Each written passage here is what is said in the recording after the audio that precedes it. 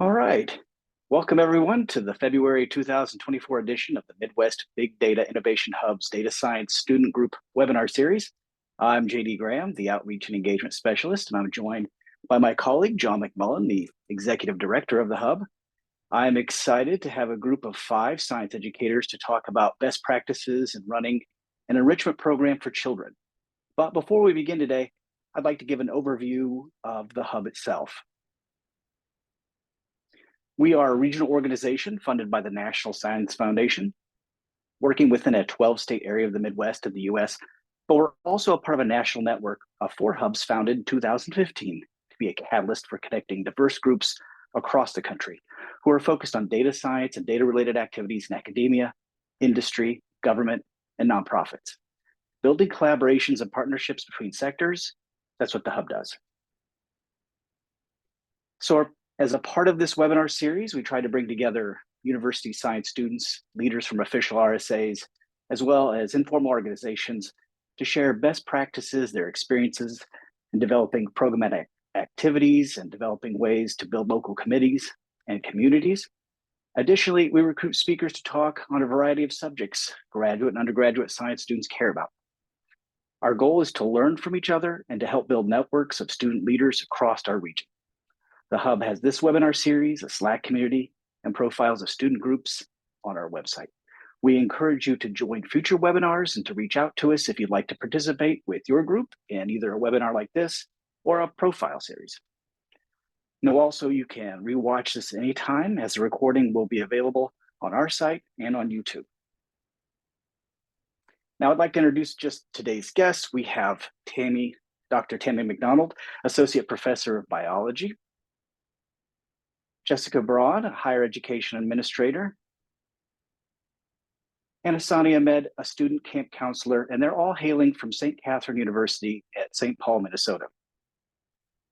We also have Dr. John Daniels, Professor of Statistics from Central Michigan University, and Paige Duncan, a Community Engagement Specialist from the Center of Social and Behavior Science at the University of Illinois at Urbana-Champaign. Welcome to you all. Let me stop sharing that one.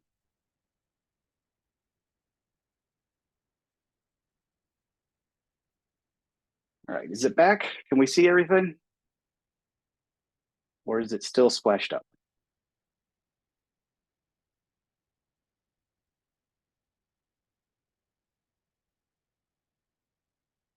You know, to get started here, I kind of want to just introduce the audience to what programs we actually had going on and what experience you've had developing an enrichment program with science. Can we start with Tami? Could you tell us, like, what program did you start, and we'll go into everybody else's experiences as well. Sure. Thanks so much for the opportunity to be here today. So we are from St. Catherine University, which is in St. Paul, Minnesota. It is a university, and at its core is the College for Women, which is an undergraduate institution. We're a primarily undergraduate institution. And in order to build some ties into our local community and maybe build some pipelines to the high schools and middle schools in our area, and to welcome them to our campus and get them thinking about considering STEM as an undergraduate career. We have launched this STEM summer camp for middle school girls. So it is a camp that runs for 2 different weeks. Each camper would come for a week. It is a morning and afternoon, so from 9 o'clock until 3 o'clock, and they'll stay with us for that part of the day for the whole week. So we had about 20 campers per week this past year, and we're looking to build our offerings in the future. So we're focused on STEM exploration. So it could be biology, chemistry, math, physics, and it is infused with art as well. So I think we could call it STEM or STEAM. And our goal is to intervene in a moment in the lives of young girls where they may start to think of themselves as STEM students and to bolster their STEM identity at this critical moment. Wow, thanks for that overview. And John Daniels, could you tell me a little bit about your program, what you ran this summer, so the audience knows? Sure, JD. Thanks for having me here today. We are a four-year public university located in the geographic center of the state of Michigan. We are predominantly in a very rural, isolated area. Most of the schools in our area are very small by education standards. Some of the schools have graduating classes of 40 or 50. So it's a small rural farming community. And last summer, we had a 1-week workshop focusing on data science for about 25 high school students, mostly juniors, sophomores, a few seniors. And we brought these rural kids, a lot of them from farming communities, into CMU, put them in our data science lab for a week. And Dr. Amazine and I and some other supporting staff tried to show them a little bit about data science. The focus was on making healthy lifestyle choices and analyzing health data. And we taught them a lot about using the software R. So by the end of the week, we had some R coders. And I think most of them enjoyed the experience, and they learned that it wasn't something to be afraid of. Coding is a kind of a lost art, but I do believe that taking some of the mystery out of it and showing that it's actually not that bad, I think overall it was a pretty successful program. Thanks, John. And Paige, you have a little bit different program. Could you kind of fill us in on how you're involved and what's it look like? Yeah, of course. So recently I've developed a group called Illinois Science Explorers. And this group is made up of 5 different institutes here on campus. And we kind of range from computer science, cancer center, to sustainability. And so we're really aiming on bringing STEM topics to kids. Particularly right now, we're doing a program with the Boys and Girls Club, which is an after-school program. And so that's been really fun to be able to bring a variety of STEM topics to them, and develop programming for them as well. And a novel subject that we're bringing to them is also social and behavioral sciences, because a lot of people don't see that as a type of science to bring to kids. And so that's been exciting as well, as one of our institutes we're partnering with. So that's kind of an overview of our program. We get to see them weekly and bring them material over the semester. Yeah, which is quite a bit different than having just maybe a summer program, even if it's a repeating summer program where you might get kids back, but having a full year off as opposed to a weekly, well, I could say almost grind, where you have to come up with something unique each week is a different type of an animal. But I think that's something our viewers may want to see is, the differences between what a reoccurring yearly and a reoccurring maybe weekly or monthly program would look like. But, to kind of back up, it's really awesome to be able to see everybody here at once, because as this webinar series, and I've been the host for a little while, I rarely get to meet any of my guests in the real world. It's almost all virtual. And I have the unique quality in this particular webinar of actually meeting everybody here in person and getting to know you. And I'm really just excited to be able to have this conversation and see everybody again. I wish we could all be in the same physical room as opposed to maybe virtual room, but this is the second best. And knowing and seeing everybody here work, whether it was the teaching or the actual planning of, has been a real treat for me, and I'm really excited to share it with everyone. So let me kind of back up also and just say, like, where do we start? When you're thinking about doing this, when you're getting this worm in your head that you want to make that difference, where do we start at? I know Jess, you were involved a lot with this with Tami, and we'll get to everybody's work at St. Catherine's in just a little bit. But like, where did you guys start with like curriculum and how to know what population you were after? You know, where do we begin? Well, I think I'm gonna let Tami answer a bit of this because she had the framework for this when I was brought on board. But I know we have a target demographic of middle school girls, and so we start basing whatever the curriculum is going to be based on that age group. And I'm gonna let Tami go into this more because she's the one that put this together for us. Yeah, thanks, Tami. Sure. Well, I'm excited about this age group because before I became a professor, I was actually in education for this age group, so junior high or middle school kids. It's a very fun time. It can be a very challenging time.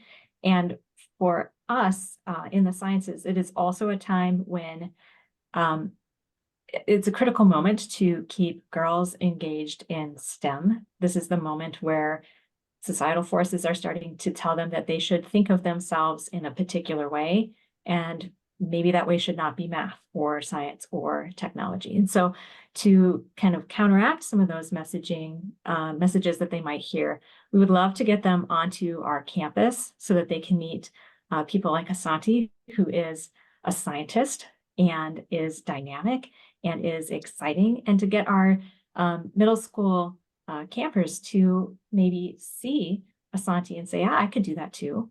And I've in fact been on a college campus before, and college isn't scary, it's fun. And I might meet someone like Asanti if I were to continue as a scientist or at least as a college student.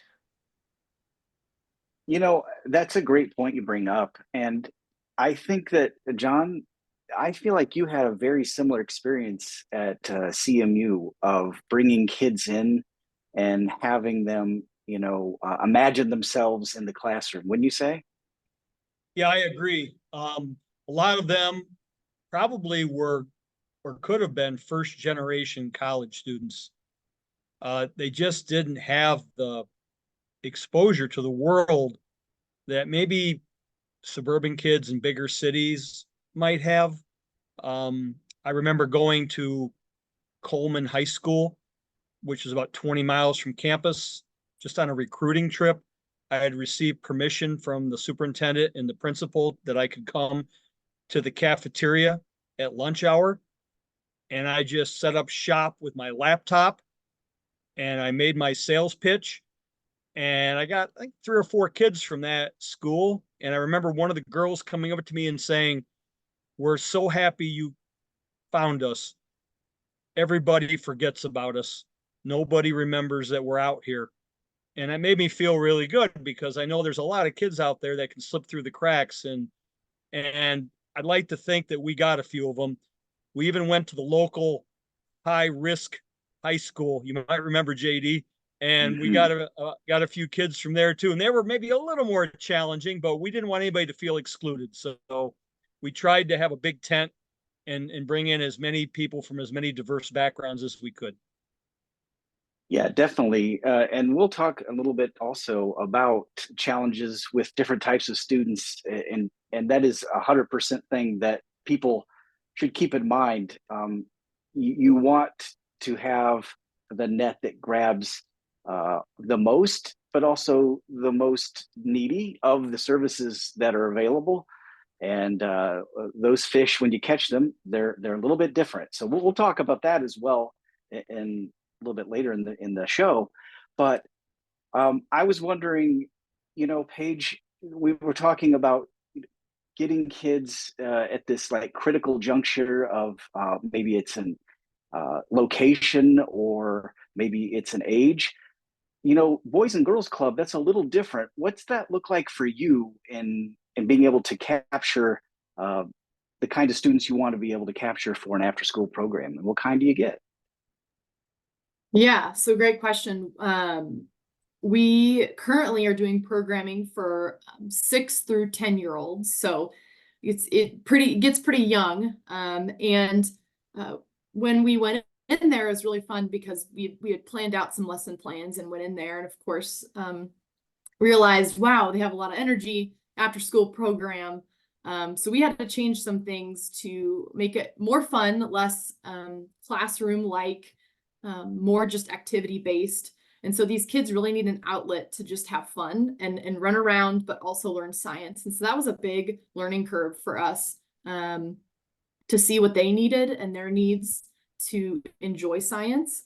And from there, we've been able to make programming that they enjoy and that they're excited about. But at first we were kind of like, had to change our mind from a classroom setting to after school program and these kids that just want to let out some energy. Yeah, I mean, that is a great point, because it is very easy to put all this time and effort into planning a program. You look for a curriculum, you look for people who have expertise that maybe you can rely upon and have them help you build it. And it is very difficult to also build in that flexibility of time and play. It's basically dancing with a partner. You can learn all the moves, but when the band starts playing, you've got to change the timing and how it works when new things present themselves. And John, I know that happened to us many times when we were putting on the program. I bet you could come up with 5, but can you think of 1 or 2 instances where this change in tempo and how you had to change what was happening just needs to be built into the program? Yeah, we you set a bunch of even high school kids up in front of a computer terminal for a couple of hours. They get a little bit blurry-eyed, and I was so grateful that JD was there, because he was sort of the comic relief. He would bring in some games and some activities that I didn't really think about. I'm just a stat nerd. I'm sitting there trying to show them R and how to get a histogram and how to analyze some data. How to get it read into a spreadsheet in. And all of a sudden, I kind of get the sense that JD was looking at me like, I think we ought to take 5. And he was out there with the kids, so I'm like, he knows. So I would say, all right, guys, we're going to take a little break here. And JD would come up to the front of the room and he'd have some murder mystery activity or some fun game. And it really did make a big difference, because I'm used to just lecturing and trying to interact with the kids. And we really needed that. So when you're baking in your program, and I just kind of learned this because I'm not a professional educator. I'm kind of learning on the fly, but it certainly is something that you want to bake into your itinerary when you do it. Right. And I was wanting to ask also, like, Asanti, you were there at St. Catherine's with 2, I believe it was 2 of them, both that you were there for both of the STEM summer camps. As being a counselor, was that something that you were prepared for? I mean, in many ways, you're closer in age to them, but in many ways, you've grown past where they are and have maybe less hands-on experience with that age than anyone in here. How was that that whole process? Did it feel like what you thought it would be, or was there a lot more an adaptation that maybe you should have planned for? How did that affect you? Honestly, I feel like when I started, I was more excited to work with students rather than like nervous or like wary of like what might happen. I actually really enjoy working with children and like having so many family members around that age, especially since it was the summertime. Right before the camp started, I was actually spending a lot of time with them. So I felt like I had like preparation beforehand, like, okay, this is how people in middle school might be acting right now, or what they're into, or the slang they use, just different ways that I could communicate with them. Because even though I am close to them in age somewhat, it's still really difficult to really communicate with younger students, just because there's different ways of speaking, things that they enjoy, things that I might not have experience in. But I feel like if I over prepared myself for the camp, I wouldn't have had as much fun as I did, because I feel like every day I went there, it was something new I learned from the students, and even things that I didn't know were like super popular, or things that were going on. They taught me in a way that I could, the same way that I would teach them with different things that we had planned. But I don't think it was terrible. Like, I really did enjoy my time there, and I really did have fun meeting the students and building those connections, and just being like an example for them and showing them like, this is what we do, and if it's something you're interested in, then you're in the right spot. Yeah, what a great point too. Again, with, John brought up earlier, we're talking about, building in time so that there's downtime, maybe, especially if you're not used to working with a population. It doesn't matter if it's high school, middle school, or even younger. They do require a little more downtime. We adults probably require that too, but we just push us through, and we expect us to bear it. But the students, the behaviors will come out when they don't have that time built in. But I think you brought up even just as good a point about that time. And that's the time before you even really get to the program itself. And that's having time to connect with the students. Because as humans, that's how we learn. We connect with people. Do you find that as well, Tami? Like, how do you kind of build into a program that, like, little bit of time? And it doesn't have to be, days. It can be just right even before the program starts each day. How do you build in that time, and what do you do with that time to make those connections? Yeah, I think these are great points to have. I like to think of them as borders around activities. They're so useful for so many reasons, including like moving people from place to place. You have to think about things, logistics, like now we get to use the drinking fountain and the bathroom. But also those borders are really important for, some of the goals that we have for our camps, which is for students to get to know each other, to get to know the counselors, for some of that informal interaction to happen. And so I would say that we intentionally build these spaces or borders of flex time where those can happen. And also into our activities, we build some flexed time as well. So if something goes over a little bit, it's okay. We have a cushion of time. But at the beginning of the day, before and after lunch, at the end of the day, around like the afternoon break, are these pockets of time that can be used for all this informal stuff. Because as my campers said, this is not summer school, this is camp. And so for them, it means that they are having fun. And for our demographic, part of what that means is we're going to sit on the grass and braid each other's hair, or we are going to make some bracelets, or maybe some of us are going to play some tag, and maybe some of us are going to do something else. And that's really valuable time. One thing that I feel like I want to push back against is the idea that every single minute has to be scheduled because others we're not doing anything. This informal time is doing something, and it's doing important things. Oh yeah, I 100% agree. Now, Paige, you've got really kind of, again, a different whole program. How do you build in that to yours? Because you may not have a larger block of time. These summer programs, they could last all day. So 30 minutes in the morning with a game that people get to know you, and you get to know them. That's a little bit harder, even if it's reoccurring. Or is it because it's reoccurring, you can make smaller amounts of time and fit that in? Or how do you work that? Yeah, so like you said, I think it being recurring is really helpful. Each week they see me come in and they're like, what are we doing today? And even in small amounts as they're coming in the room asking, what have you guys done today? What have you done anything fun this week? Just making little connections that you do care about them and how they're doing. You don't just care about the science. And so as they come in the room, saying their name, how are you doing?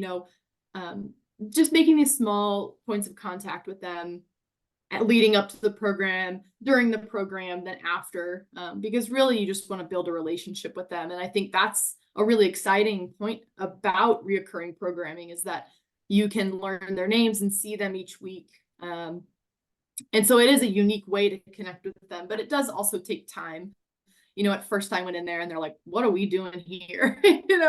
And so it's an exciting thing to see them grow and trust you as well. So. Yeah, and you use a lot of partners as well, Paige. Is it, I'm sure different partners bring different strengths and weaknesses, but how do you buffer them in? I'm sure, again, you get a feeling of who has more experience with that age range. I'm sure all the people you're bringing are very familiar with their subject matter, but the kids themselves, how do you buffer between maybe something that you've made these relationships and then bringing in new people to present a program? Yeah, great question. I have noticed that as I've been there each week, when I bring new people in and introduce it, kids are generally more comfortable around me because they know me and they've seen me each week. But then when I introduce them to someone that I know or I'm friends with, I can tell they're more likely to be comfortable around that person because they know that they're my friend or I work with them or something. So I think it is having a reoccurring person in that program to initiate that relationship is really important.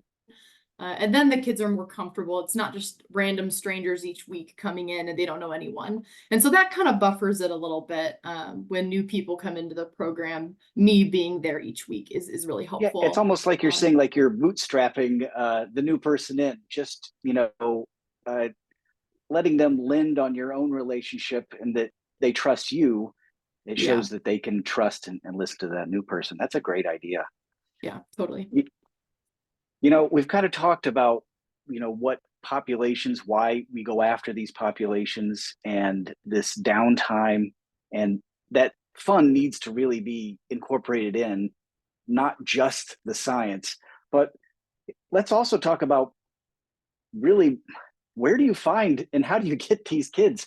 And I feel like, Jessica, that is somewhere you are definitely involved with. And where do we find these students? Where do we start looking? It's easy to think you can just put a flyer out somewhere, maybe go to local schools and kids will show up. But that isn't always really how it works. How do we find these kids?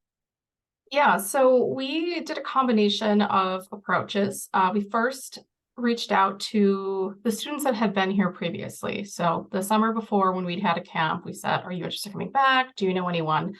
The second thing is we did flyer. We had a lady go to all of the elementary schools so we could hit the 5th graders that were coming into 6th grade and the middle schools in the area. We also posted signage at like the rec centers and things like that. And then I have worked for years with the Girl Scouts in the area. And so I was able to send our information to them as well and say, can you please send this out to the troop leaders and the service unit people in the area?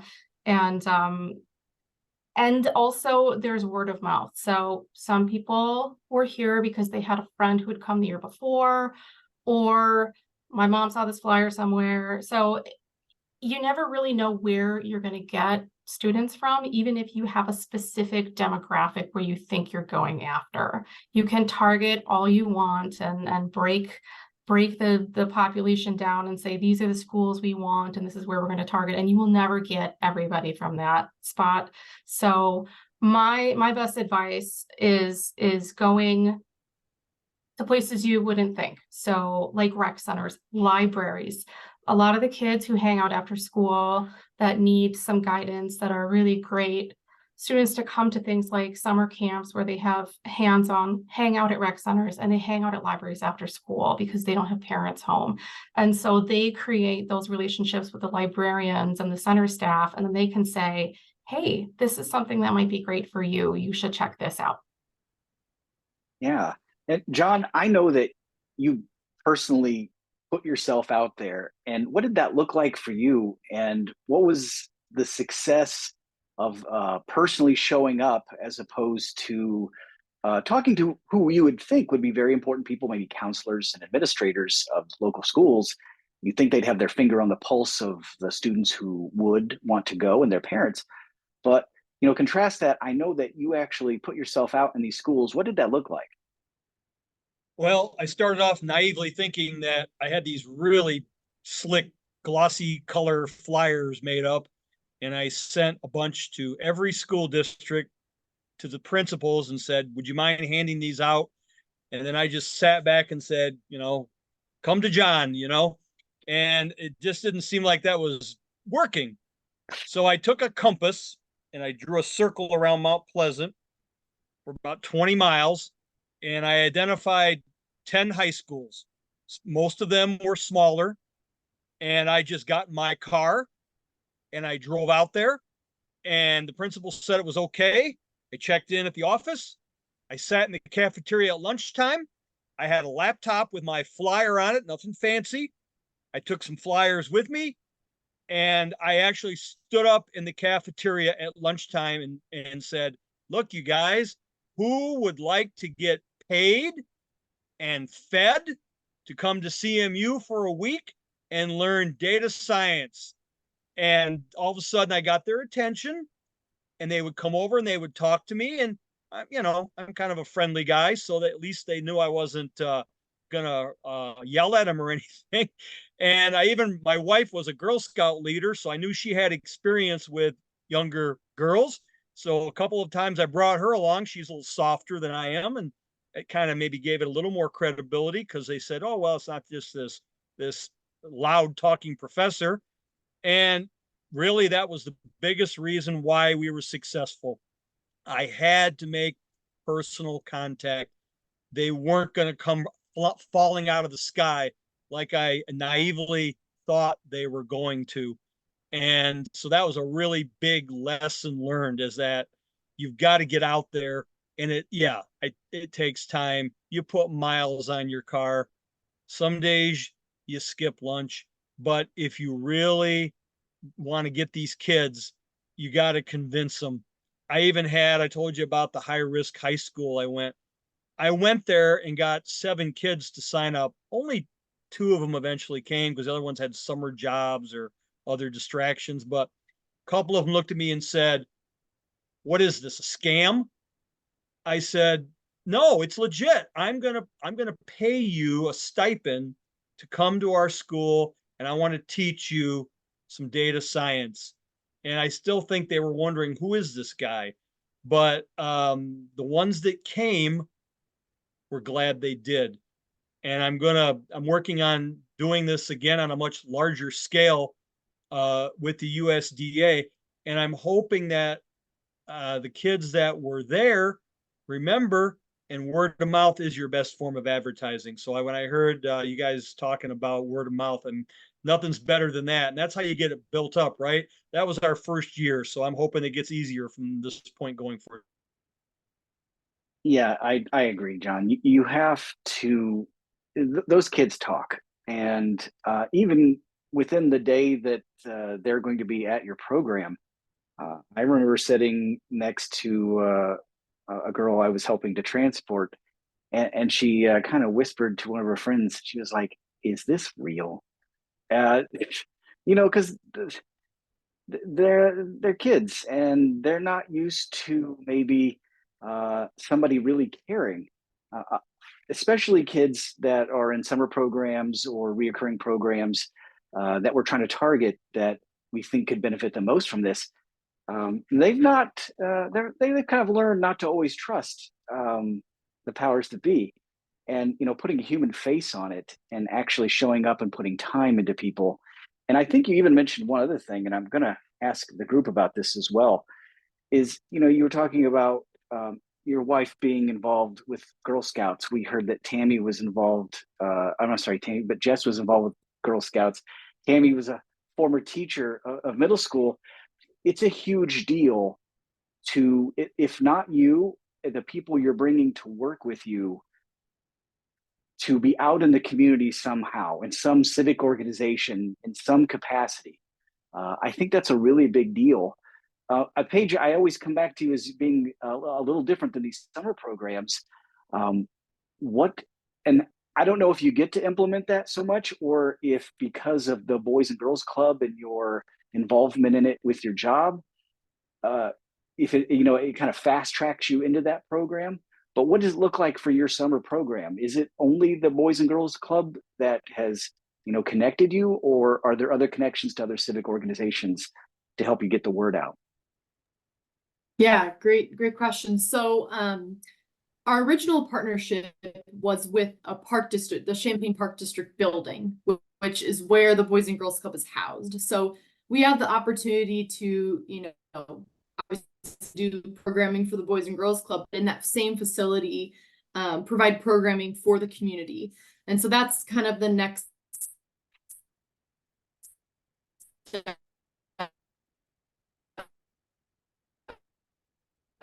Paige, I think we've kind of lost you for there. us to I might have grow in to. that direction. I think you may. Can you Could hear you me back now? up just a little bit? Yeah, we just your video. It kind of stuttered on us. Of course, Wi-Fi issues always have to happen, right? Yeah, Am I back? you're back. What was the last thing you heard? I should ask.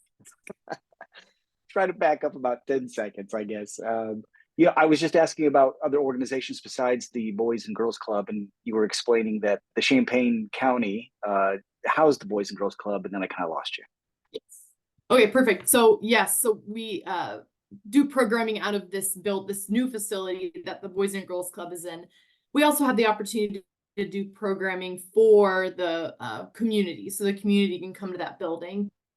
And so that sort of programming we would get help with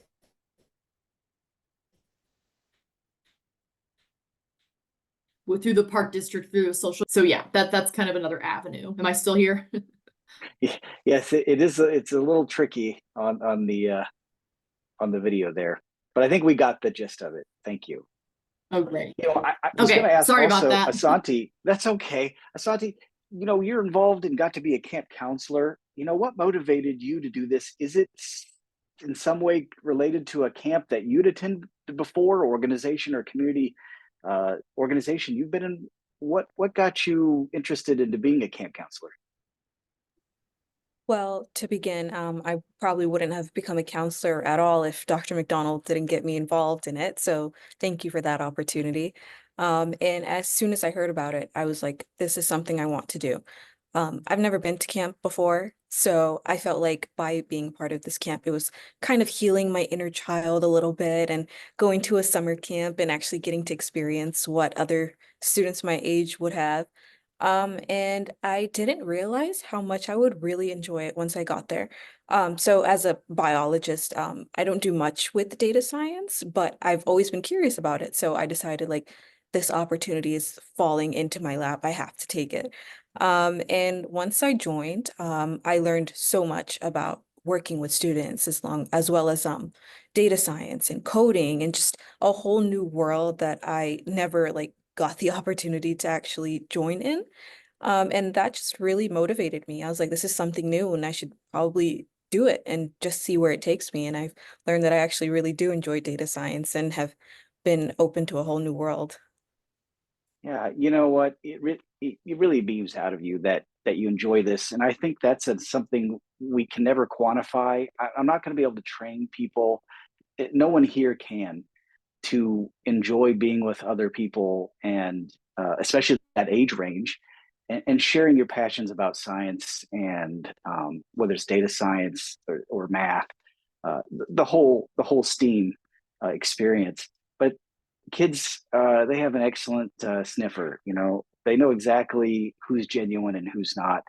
And again, I'm so glad I've got to work with this group of people who the genuineness part was the easy part. You know, everybody had their passion to be a part of this. And I think that's what keeps people going when these little hiccups happen, or sometimes big hiccups. And I kind of want to talk about what are those big hiccups? What are those unforeseen challenges none of us saw? We can try to talk about, okay, we got to feed them. You know what? We're going to have time built in for using the restroom. We got to make sure that there's not conflict and ways to have conflict resolution. But what are some unforeseen things that happened and how did we handle them?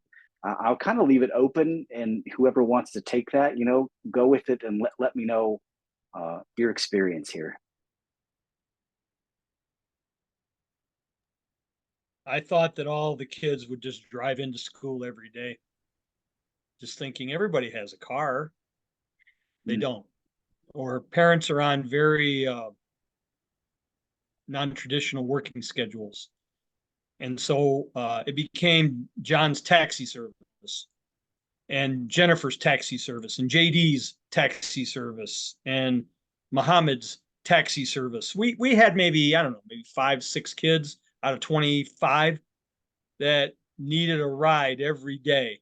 If I had to do it again, I would obviously not do that in my car. There's risk with that. Insurance liability, just things that could happen. And I didn't anticipate that.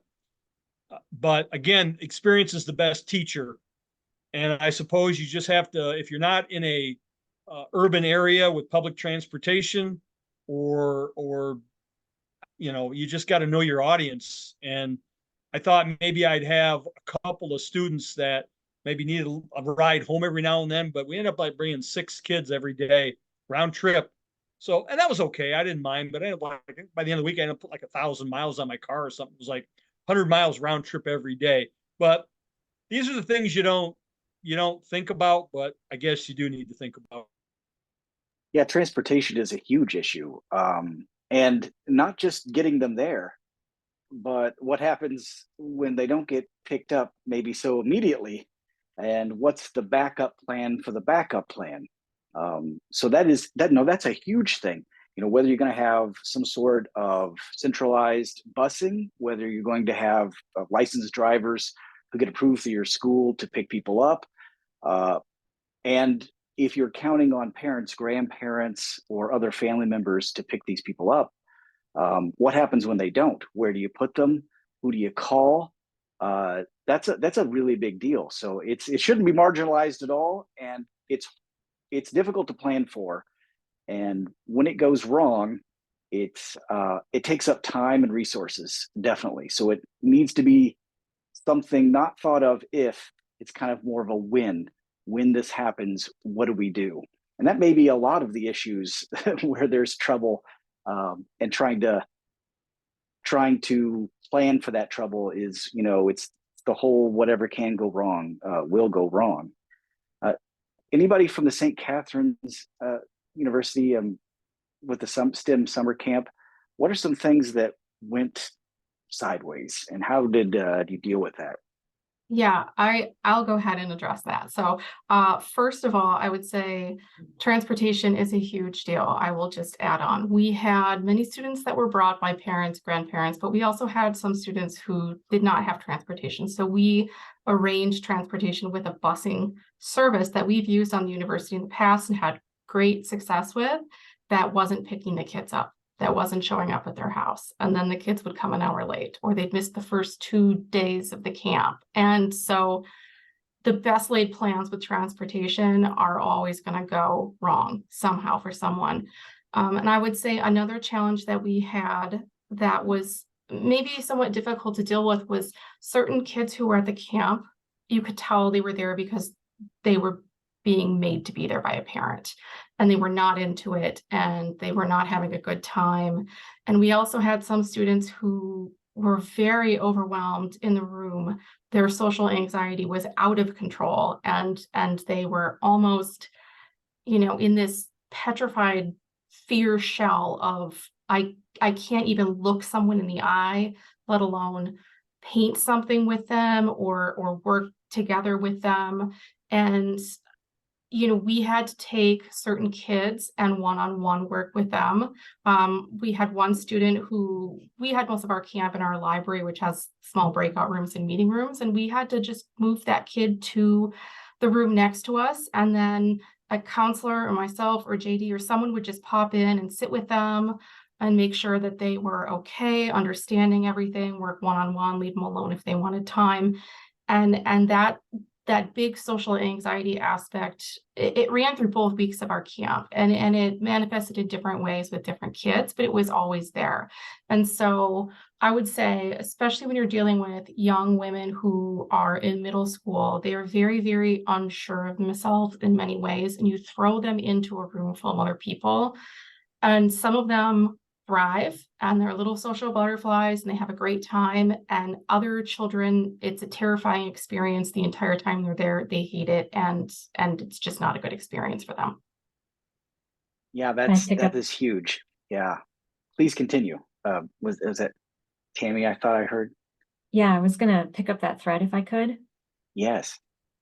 So I feel like this really speaks to the importance of taking time to build group dynamics, and every moment that you spend building positive group dynamics helps a lot. I also feel like the things that helped us at St. Kate's is we had a very, very good adult to student ratio. So we were trying to figure it out ahead at like 2 to 1 or 3 to 1. And that gave us the flexibility to have staff members with smaller groups of students or with a individual student to give someone more individual attention if somebody just needed to take a break and catch your breath. So I would say that having extra staff around to help is a great point of flexibility. It let us manage a lot of situations in I think a graceful way for some of these situations. Well, Asanti, you were part of that staff, and you weren't just thrown in to the Lions and said, "Here's some kids, go." What did your prep look like? Because I think that's a really important part. It is very easy, especially at the university level, to rely upon undergrad and graduate students for help for a lot of things, and assume they have expertise in the field, and that will bleed out into then like their expertise in teaching the material or being with students. So Asanti, what did it look like for your prep before you got to the students at all? And how much was it? And again, what did that look like? Well, for prep wise, it was really reliant on communication between the professors as well as the other student counselors, and just really understanding what the plan was for the day. So we happened to get there about an hour or so earlier just to set up and get snacks out there. And we planned like, how are we going to welcome the students? What are we going to do? Like, what will we say to them? And it was just a lot of like, I practiced with my other counselor friends just to like make sure that what I say wouldn't come off as like too much for someone who just started and like doesn't really know us. And just like figuring out ways to welcome them. And then towards the end of the day, we would always spend about like an extra hour or so just talking about what we're going to do for the next day, what went well today, what went wrong today, what are things that we could improve on. And it was really just a lot of communicating how each counselor felt, as well as listening to what the staff was feeling as well, and really trying to brainstorm ways that we could improve the experience overall, because we quickly found out like staying quiet about something that we noticed during the day could build into a different problem. So it was really just reliant on me reaching out to others and saying, hey, what are we going to do? During lunch, just checking in with each other, checking in with the students, making sure everything's okay. And just preparing ourselves for really anything that could happen, and taking things on one at a time. How much prep did you have before you were into the program? Was there time that was spent with going over the material, or just before the camp actually started itself, besides maybe like a few hours before? In my experience, I didn't really have anything beforehand before the camp besides speaking to everyone that's running it, and students that had experience from the last year, and just learning from like what they went through. So there wasn't really much on my end just because I kind of joined pretty last minute and was just trying to get used to everything. But the students there were really, really helpful for me. Yeah. And you brought up such a great point also at the end about going over the day and seeing what worked and what didn't work, and not being quiet about those little problems. I know being involved in both St. Kate's and CMU, that was an integral part of what we did each day. John, what did that look like for us? Do you remember this? Like, what did we change in response? And, you know, how much time would you set aside each day to really talk about and alter what you might change for the next day? You know, it was usually a post-mortem. Again, first time doing this. At the end of every day, we kind of just said, all right, what did we screw up? A lot of it was me the first couple days, just talking and talking and talking, and basically we agreed we gotta give them more hands-on time, and maybe break it up a little bit more into pieces. But I think it was reading your audience a little bit, you know, and saying, all right, we have to kind of make adjustments on the fly a little bit. You can't just write your itinerary out and say, all right, we're going to do this for 10 minutes, we're going to do this for 15 minutes, and then we're going to have a 10-minute break time and a 5-minute water break. And there is a very much an iterative process where you have to look at how'd it go. So I think every day, maybe for 10 or 15, 20 minutes, we just sort of talked and sort of then decided, all right, how are we going to do it the next day? And then people would come in, the staff would come in early before the other students, and we'd get everything set up. And we're like, all right, here's what we're going to try today. And it did seem to help. You just you can't plan it, you know, in a box and then expect everything to go the way. Yeah, and I think, Tami, you had a little more experience with this age range in general. How much time did you think you devoted to the the post-mortem each day about what went well and what could be improved? So I think of it in kind of two tiers.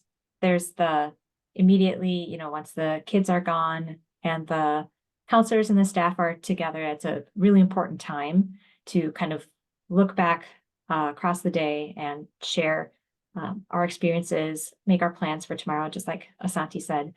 And then once the counselor leaves, there's another set of, you know, kind of postmortem, I would say, with everyone else who's left. And then you go out to dinner and there's more. So you can, you know, you can keep planning and thinking and learning. But I do want to say there's also a pre-mortem, if that's a thing. So we were together before camp even started, different sets of people working on the curriculum, you know, getting the supplies set up. And for the counselors who were able to join us ahead of time to practice some of the activities that we were going to do ahead of time. And I think I feel like for the counselors who were able to join us, that was really helpful, because having experienced something new, like sewing with electric thread, what does that entail? How is it different?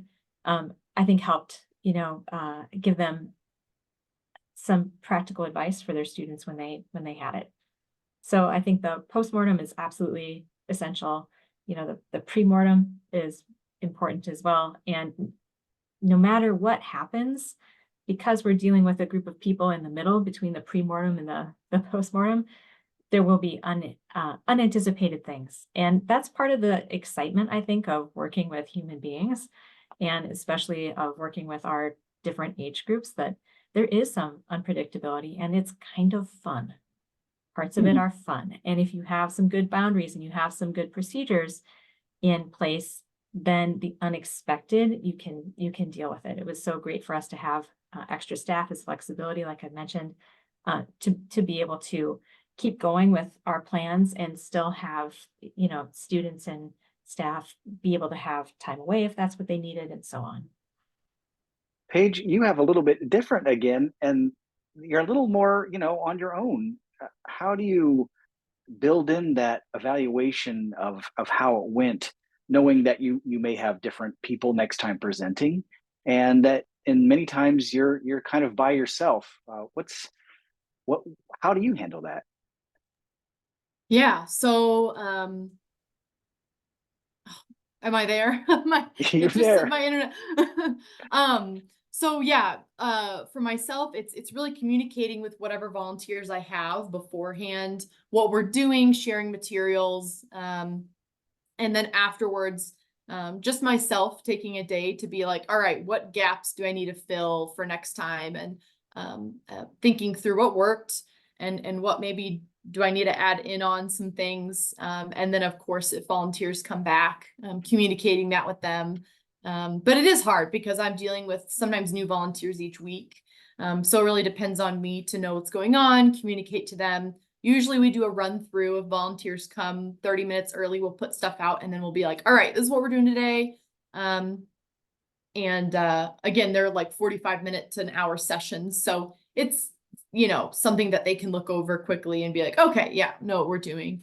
But yeah, it just looks a little different. Yeah, definitely. It almost would be good, to get with, some sort of, I don't know, like teaching community for yourself to be able to have that ready, a professional learning community where you can go and, get together. So I think that is something to think about, that especially if you're not an experienced teacher and you are using more of these programs. I mean, even when you're just doing it once a week or every month, that's quite a while before you build up experience. But having maybe that community in your back pocket to go back and rely upon is something I think people should consider having before they even get started. And it's really easy to put yourself out there and to kind of find out you're on this limb alone.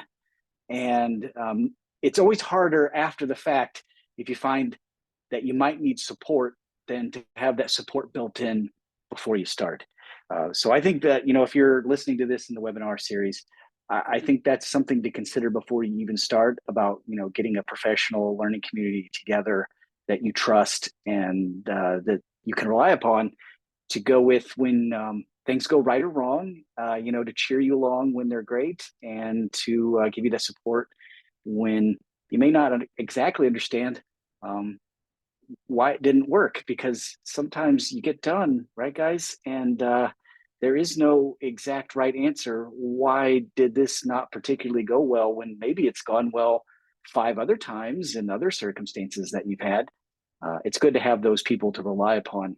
And in Tami and Jess and Asanti, we all had each other afterwards. And so we had a really robust community between ourselves and a lot of experience. And John, we had us and Muhammad, and we had your wife, and we had Jordan, a graduate student. So we had like a lot of people to draw upon, but not everyone's maybe going to have a program where they have this many people with a lot of experience. So that's something I think people should keep in mind is maybe building that in beforehand so you can have those people to rely upon. I know we're getting kind of close to the amount of time. We could talk for easily another hour. We're not going to talk for another hour, but I do kind of want to give everybody a chance to sign off with, those positives, because if you're thinking about starting a program, there's good reasons to do it on paper, but personally, like what you get out of it, I think that's a great message maybe to end with, was what did you get out of this? That it wasn't just for the students, it's also for ourselves, those positive things. So I'll just kind of leave it open again, whoever would like to sign out. I think that's a great way for us to leave our conversation. Don't be afraid. You can do this. The kids need you. I literally have that already written down, John. That's perfect. It's so easy to not do this because fear of everything, public speaking, fear of failure, fear of the unknown. You're right, 100%. Thank you. Yeah, I'll add that you never know, even if the day seemed to have gone just horribly wrong in every single way, you never know the impact you're making on the students and the children and the young adults in front of you. And even if you think someone has had a miserable time, it might have been externalized differently for them than what they were feeling, inside. And it could be life-changing for them to be in a room with peers, and sometimes you'll never know, but you got to keep doing it anyway because it's really important. Again, Jess, right on. We had our post-evaluation that the students filled out, and there were students you and I both witnessed who I would not thought enjoyed any amount of time that they were there, but in their post-survey, they gushed about how much it meant to them and how they'd like to do it again. So sometimes it's not obvious. Yeah, perfect. I'd also like to add, I really saw a lot of myself in many of those students over the summer, and it made me think like I wish I had somebody that could really push me towards like the STEM field. I was lucky enough to get here eventually, but I was really happy to be there and be that person that could really push somebody towards something that like they really enjoy. Like I learned so many new things, and I was just so happy to be a part of it and see the students' faces light up when they learned something new. So it was a great experience, and I would recommend it to anyone.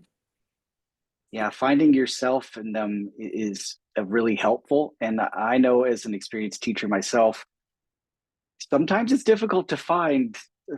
Some students can be a little challenging to find, not the part of me in them, but just that spark that they've got, and they've all got it, but some you have to dig a little deeper for, and that's an important feature, definitely.